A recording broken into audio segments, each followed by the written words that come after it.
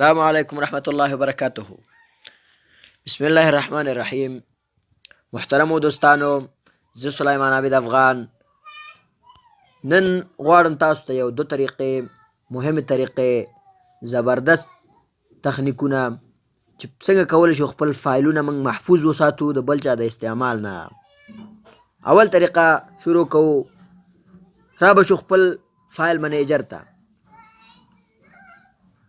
دلته که سټوریج ته ځې او که اس ډي کارت ته ځې، هر ځای کې چې ستا فایل دی هلته به لاړ شي. زما فایل اس ډي کارت کې دی. زه غواړم دا حمید هایډ کړم.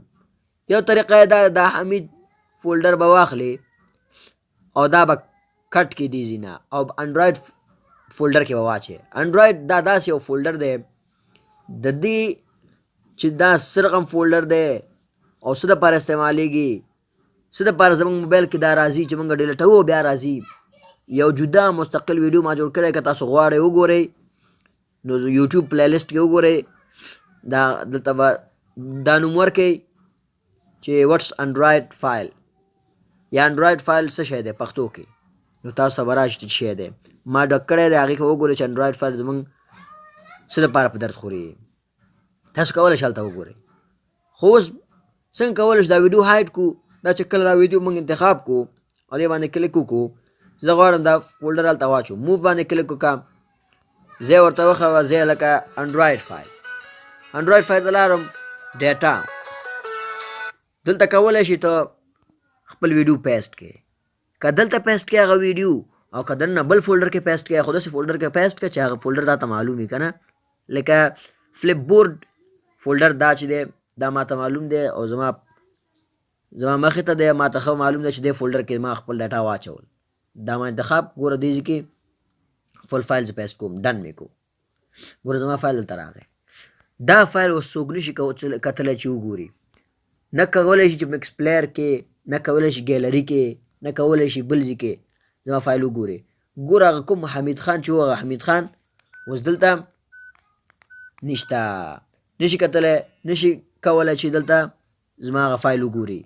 دلته م ورته نه ښایي. ګیلري ته هم چې لاړ شي، ګیلري کې م ورته نه ښایي. هر ځای کې چې لاړ شي نه ښایي ورته، ځکه د انډرایډ فولډر کې چې موږ کله خپل فایل واچوو هغه بل ځای کې نه شو کوي، بغیر د دې نه چې چاته دا فولډر ځای معلوم وي. لکه اوس موږ ته ما تاسو ته معلوم دی اوس ما چېرته دا اچولی دی، اس ډي کارت، انډرایډ، ډیټا، بیا ځم دلته فلپ بورډ، دلته حمید خان.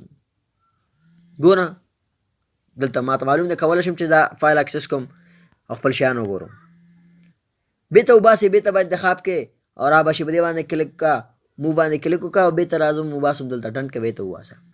بل طریقه زه غواړم دا هایډ کړم، بل طریقه دا یو طریقه. دویم طریقه دا ده چې دا به انتخاب کې دلته به راشي، ډاټ باندې به کلیک کړي، رینیم دا ده دلته د دې نوم نه مخکې به یو نقطه ورکړي، ډاټ. دا چې کله ورکړې او رینیم باندې کلیک کړي، دا فولډر اټومیټکلی هایډ کېږي. دا هایډ شو، د دې سکرین شاته لاړ. دا چاته ښکاري نه په ګیلري کې ښایي او نه په مکس پلیر کې ښایي او نه بل ځای کې ښایي. راځو چک کوو. ګوره دلته حمید خان په نوم کوم فولډر چې و هغه ما هایډ کړی، هغه نشته دلته.